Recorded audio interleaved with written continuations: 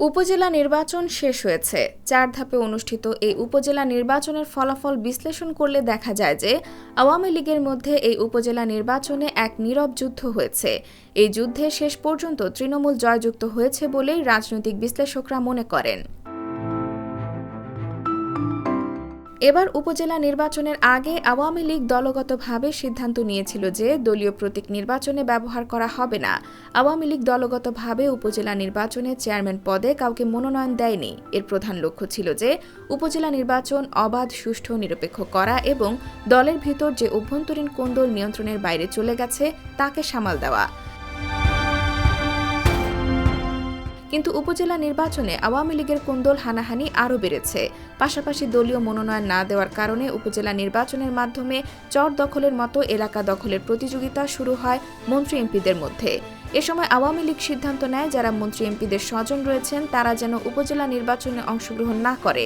আওয়ামী লীগের সাধারণ সম্পাদক ওবায়দুল কাদের একাধিকবার এই বক্তব্য দিয়ে হুঁশিয়ারি উচ্চারণ করেন, কিন্তু শেষ পর্যন্ত তার কথা কেউ শোনেননি। আওয়ামী লীগের মন্ত্রী এমপিরা এলাকায় কর্তৃত্ব অব্যাহত রাখার জন্য তাদের আত্মীয় স্বজন এবং মাইম্যানদেরকে প্রার্থী করেন, কিন্তু শেষ পর্যন্ত উপজেলা নির্বাচনের ফলাফল বিশ্লেষণ করে দেখা যাচ্ছে যে উপজেলা নির্বাচনে অধিকাংশ ক্ষেত্রেই মন্ত্রী এমপিদের স্বজনরা ধরাশায়ী হয়েছেন। আওয়ামী লীগের সাধারণ সম্পাদক এবং সড়ক পরিবহন ও সেতুমন্ত্রী ওবায়দুল কাদেরের ছোট ভাই উপজেলা নির্বাচনে পরাজিত হয়েছেন। আওয়ামী লীগের সাধারণ সম্পাদক উপজেলা নির্বাচনে স্বজনদের প্রার্থী না হওয়ার জন্য বারবার বললেও নিজের স্বজনকে তিনি আটকে রাখতে পারেননি। এই নির্বাচনে আওয়ামী লীগের প্রেসিডিয়াম সদস্য ও সাবেক কৃষিমন্ত্রী ড. আব্দুর রাজ্জাকের খালাতো ও মামাতো ভাই উভয়ই পরাজিত হয়েছিল। আব্দুর রাজ্জাকের খালাতো ভাই এবং মামাতো ভাই যেন প্রার্থী না হন সেজন্য তৃণমূলের পক্ষ থেকে আওয়ামী লীগের কেন্দ্রীয় নেতৃত্বের কাছে অনুরোধ জানানো হয়েছিল। কিন্তু ড. রাজ্জাক তৃণমূলের দাবির প্রতি সম্মান না দেখিয়ে তার নিয়ন্ত্রণ অব্যাহত রাখার জন্য খালাতো এবং মামাতো ভাইকে প্রার্থী করেন। শেষ পর্যন্ত তৃণমূল আওয়ামী লীগ তাকে প্রতিহত করেছেন। সাবেক অর্থমন্ত্রী আ.হ.ম মুস্তফা কামালের ছোট ভাই এ উপজেলা নির্বাচনে প্রার্থী হয়েছিল। আ.হ.ম মুস্তফা কামাল তার একজন মাইম্যানকে প্রার্থী করেছিলেন অন্য একটি উপজেলায়। তারা দুজনেই পরাজিত হয়েছেন উপজেলা নির্বাচনে। তৃণমূল তাদের বিরুদ্ধে একাট্টা হয়ে লড়াই করেছে। সাবেক নৌ পরিবহন মন্ত্রী ও আওয়ামী লীগের প্রেসিডিয়াম সদস্য শাহজাহান খানের চাচাতো ভাই পাভেলুর রহমান উপজেলা নির্বাচনে প্রার্থী হয়েছিলেন। শাহজাহান খানের ছেলেও উপজেলা নির্বাচনে প্রার্থী হন। ছেলে শেষ পর্যন্ত পাশ করলেও শাহজাহান খানের ভাই পাভেলুর রহমান পাশ করতে পারেননি। উপজেলা নির্বাচনে জাতীয় সংসদের ডেপুটি স্পিকার শামসুল হক টুকুর ছোট ভাই ও ভাতিজাকেও প্রার্থী করা হয়েছিল। এলাকার দখল নিরঙ্কুশ করার জন্যই ডেপুটি স্পিকার তার নিজস্ব ব্যক্তিকে প্রার্থী দিয়েছিলেন দলের সিদ্ধান্ত অমান্য করেই, কিন্তু এরা দুজনেই তৃণমূলের কাছে ধরাশায়ী হয়েছেন।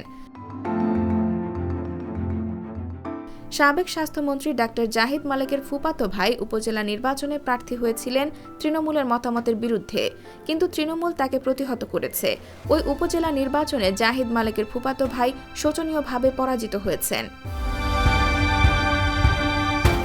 হুইপ সাইমুম সরোয়ার কমলের ভাই উপজেলা নির্বাচনে পরাজিত হয়েছেন সুনামগঞ্জ ৪ আসনের এমপি মোহাম্মদ সাদিকের ভাগ্নে। বগুড়া ২ আসনের সংসদ সদস্য শফিকুল ইসলাম জিন্নার শালা উপজেলা নির্বাচনে তৃণমূলের কাছে ধরাশায়ী হয়েছেন।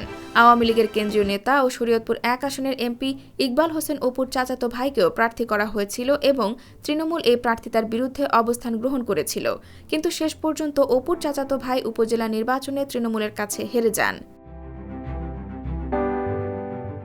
লালমনিরহাট ২ আসনের এমপি সাবেক মন্ত্রী নুরুজ্জামান আহমেদের ভাই উপজেলা নির্বাচনে প্রার্থী হয়ে জিততে পারেননি তৃণমূলের প্রতিরোধের মুখে। একই অবস্থা হয়েছে হবিগঞ্জ ৩ আসনের এমপি মোহাম্মদ আবু জাহিরের সম্বন্ধীর। হবিগঞ্জ ১ আসনের সংসদ সদস্য আমাতুল্লাহ কিবরিয়া কেয়া চৌধুরীর ভাই এবং মৌলভীবাজার ১ আসনের এমপি শাহাবুদ্দিনের ভাগ্নের।